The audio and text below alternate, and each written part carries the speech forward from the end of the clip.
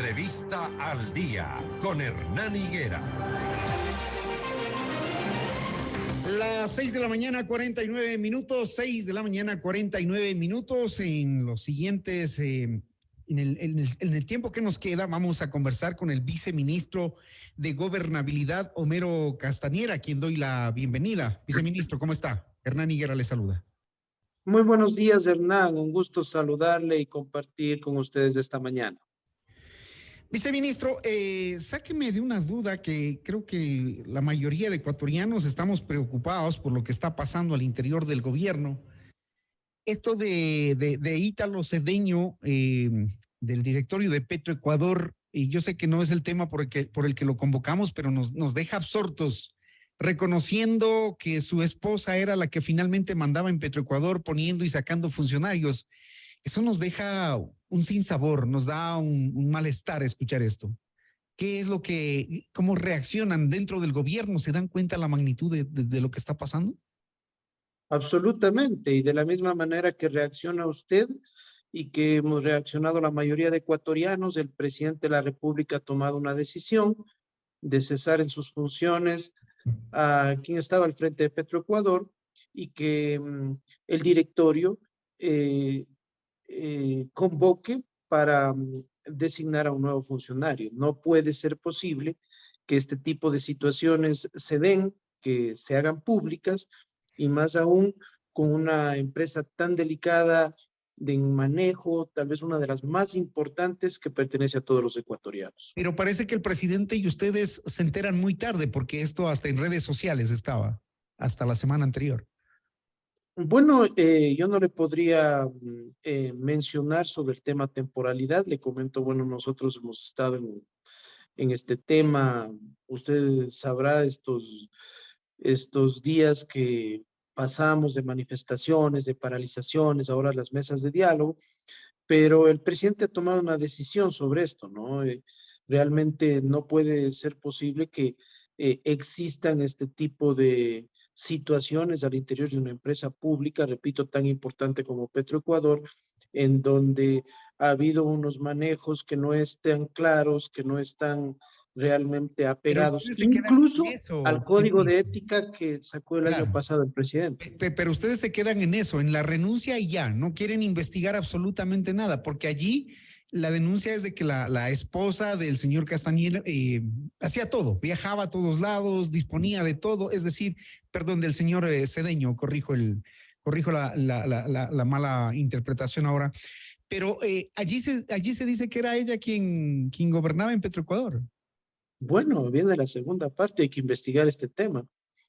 Definitivamente el peor mensaje que se puede dar en una sociedad es la impunidad, en donde a lo mejor se cometan delitos y no haya sanciones. La primera reacción del presidente ha sido suspender en sus funciones a Ítalo Cedeño, y ahora si es que hay que investigar sobre presuntos temas que no están claros, sobre presuntos delitos en esa situación, bueno, que quede todo claro, y el que nada debe, nada teme. No puede ser posible que se embarre una gestión gubernamental con acciones que, repito, van en contra del código de ética. Uno de los puntos que el presidente nos hizo firmar a altos funcionarios era el conflicto de intereses sobre familiares, y eso no puede ser. ¿Y qué pasa con el ministro de Energía ahí, por ejemplo?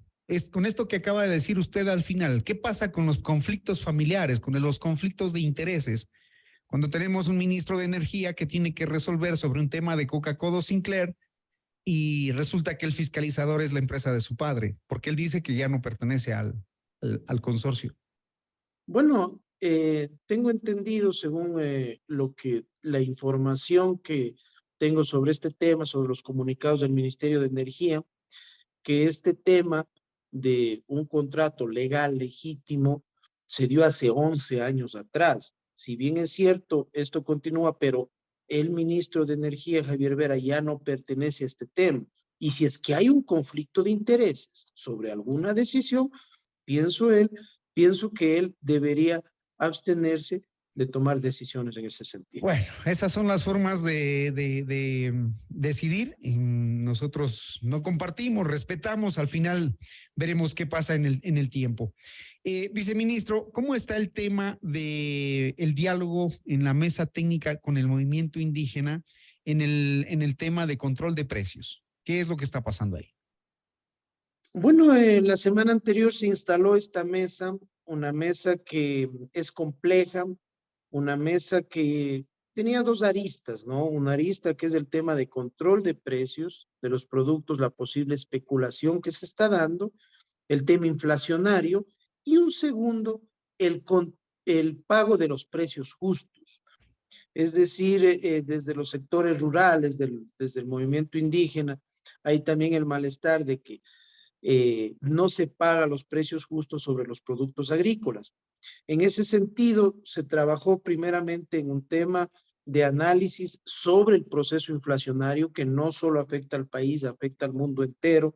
Esta reacción post pandemia y el tema también de la guerra en Europa ha provocado que muchas materias primas escaseen en el mundo, y al escasear algunas, suben el precio de otras.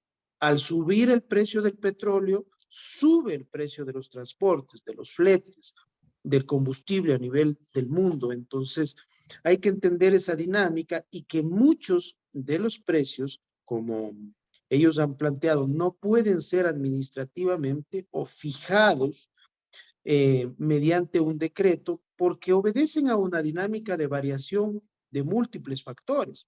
Por ejemplo, le voy a poner un ejemplo puntual y casa adentro en el país. El precio referencial de la leche, del litro de leche, está en 42 centavos. Este momento que ha bajado la producción de leche en el país, porque ha disminuido la cantidad de ganado, ha subido el precio de la leche. En muchos lados se está pagando hasta 60 centavos por el litro de leche. Pero eso puede ser que con el tiempo cambie, es decir, puede que aumente la cantidad de producción de leche y baje nuevamente el precio, y esas dinámicas no pueden ser controladas bajo decreto, y en ese sentido el día de hoy nos reinstalamos a las 8:30 de la mañana en la conferencia episcopal para buscar una respuesta y una salida a cada uno de estos pedidos. Y esta dinámica que usted nos acaba de describir con la leche ocurre con muchos otros productos. Entonces, al final del diálogo en esta mesa, ¿cómo van a salvar eso? Tendría que el sector indígena aceptar que esta es parte de una dinámica. A ver, se ha planteado algunos puntos. Uno es un tema de información, de acceso a la información. Los movimientos indígenas piden un estudio de lo que está sucediendo en la ruralidad. Eso se ha aceptado en parte, parcialmente, digamos, de parte del Instituto Ecuatoriano de Estadísticas y Censos, porque el tema de la canasta rural es uno y el tema de los precios de los productores y de los consumidores es otro. El segundo, control de precios. Allí hay un compromiso frente de lo que tiene que ver intendencias, comisarías, del trabajo que tiene que hacerse en territorio.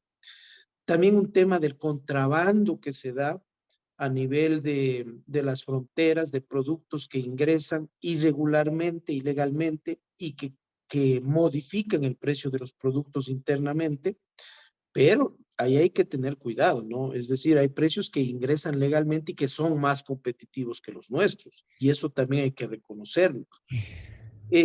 Y finalmente un tema que va hacia el tema telecomunicaciones, energía eléctrica y el tema del gas.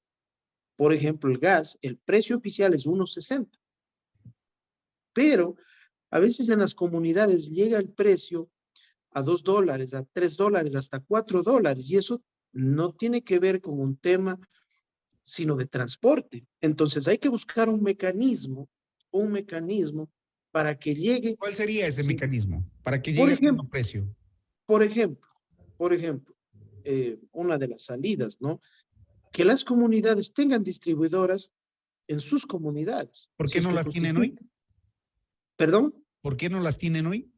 porque representa un tema organizativo, un tema de tener los controles de seguridad, de tener depósitos, de que, por ejemplo, una junta parroquial, una labor importante que podría ser una junta parroquial o un municipio, es, por ejemplo, un centro de acopio, una comunidad que justifique para que el gas llegue y sea distribuido de manera adecuada. Otro mecanismo, por ejemplo, que estamos trabajando y que va a ser propuesto el día de hoy son ferias agroproductivas, en donde uno de los productos también sea el gas. Es decir, no solo los productos que directamente, como decimos, del productor a la boca del consumidor, sino también que tengamos la oportunidad de que dentro de esas ferias agroproductivas organizadas por las gobernaciones, Ministerio de Agricultura, Ministerio de Producción, en las diferentes comunidades, en las diferentes localidades, se pueda expender el gas al precio justo y que también no se le vea como una situación ajena de que, bueno, el tema de una entrega del gas a domicilio es justa también una ganancia de la gente que realice ese trabajo, ¿no? Ujú. Vamos a esperar a ver cómo se desarrolla y cómo termina en cuanto a resultados tangibles, eficientes frente a esta mesa que se establece y que se retomará el día de hoy en la temática del control de precios, sobre todo. Son las 7 de la mañana en punto. Gracias al viceministro de Gobernabilidad, Homero Castanier, por atender nuestras preguntas. Muy gentil. Gracias a ustedes, un lindo día.